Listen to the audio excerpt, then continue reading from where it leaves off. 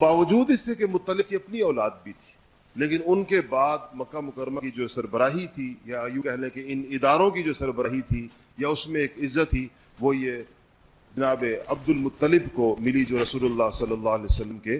دادا تھے۔ ان کے ساتھ دو تین واقعات کا تعلق ہے، اس کا حضور کے عہد کے ساتھ تعلق ہے، میں اس کا بہت بالاختصار اس کا ذکر کر لوں۔ ایک تو یہ ہوا کہ ان سے جو بڑا تاریخی واقعہ ان سے وابستہ ہے وہ یہ کہ زمزم کی دریافت دوبارہ سے اثر نو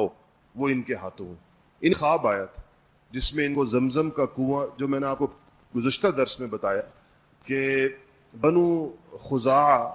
جب جا رہے تھے مکہ مکرمہ سے، بلکہ جب ایک طرح سے نکالے جا رہے تھے تو انہوں نے زمزم کے کنویں کو بند کر دیا تھا،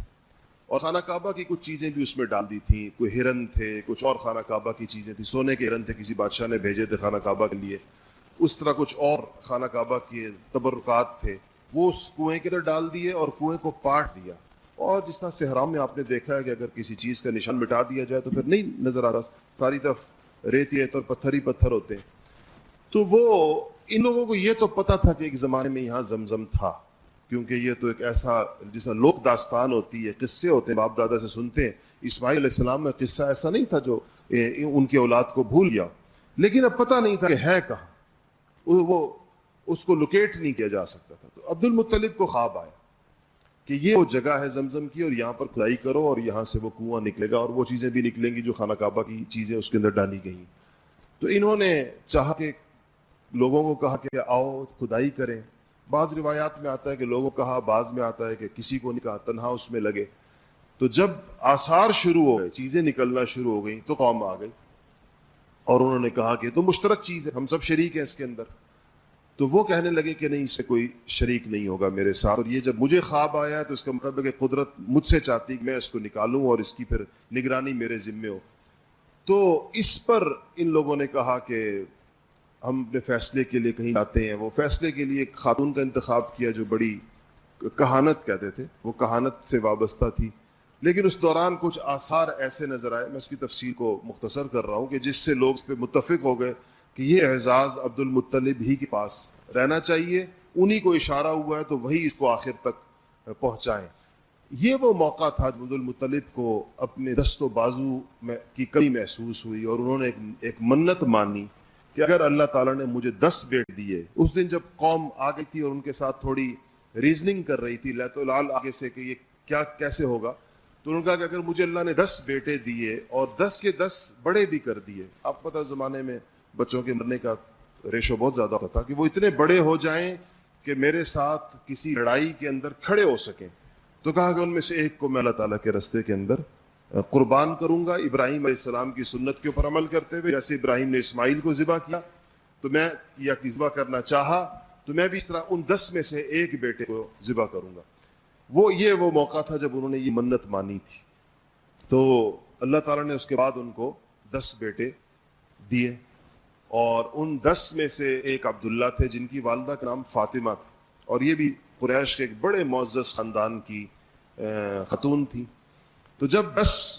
ہو گئے اور بڑے بھی ہو گئے، یعنی جوان ہو گئے، تو انہوں نے جب ان میں سے کہا کہ اب میں کس کو ذبح کروں، تو کس کو قربان کروں اللہ کے لیے، تو قرہ ڈالا تو وہ عبداللہ کے نام کا نکلا جو ان کو سب سے زیادہ عزیز تھے۔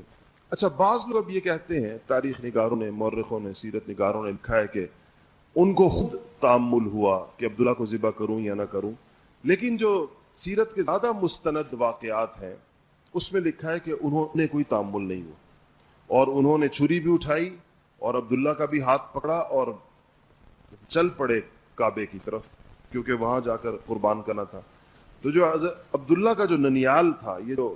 فاطمہ کا خاندان تھا، وہ لوگ آئے اور ان کے ماموں اور دوسرے لوگ، انہوں نے ان سے کہا کہ یہ تو آپ کا سب سے بیٹوں میں سے بہت اچھا بیٹا ہے، تو آپ اس کی بجائے کوئی اور متبادل کوئی صورت اس قربانی کو پورا کرنے کی سوچیں۔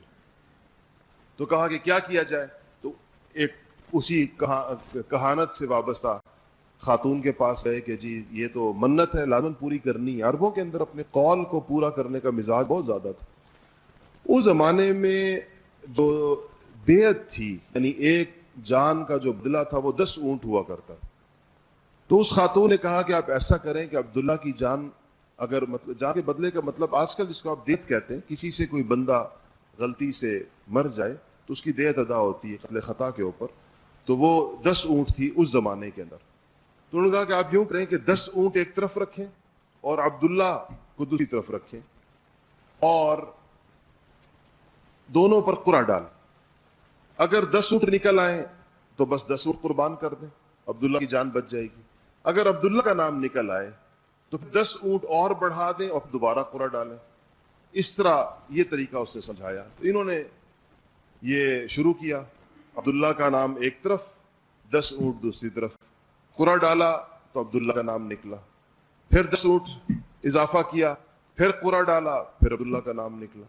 تیسری دفعہ, چوتھی دفعہ, پانچویں دفعہ, چھٹی دفعہ, ساتویں دفعہ, آٹھویں دفعہ, 9ویں دفعہ, اور پھر 10ویں دفعہ جب انہوں نے, اب اونٹوں کی تعداد 100 ہوئی, ہر دفعہ 10 اونٹ بڑھاتے گئے. جب اونٹوں کی تعداد 100 ہو گئی اور انہوں نے قرعہ ڈالا تو اب جا کر اونٹ نکلے. اس وقت انہوں نے وہ 100 اونٹ ذبح کیے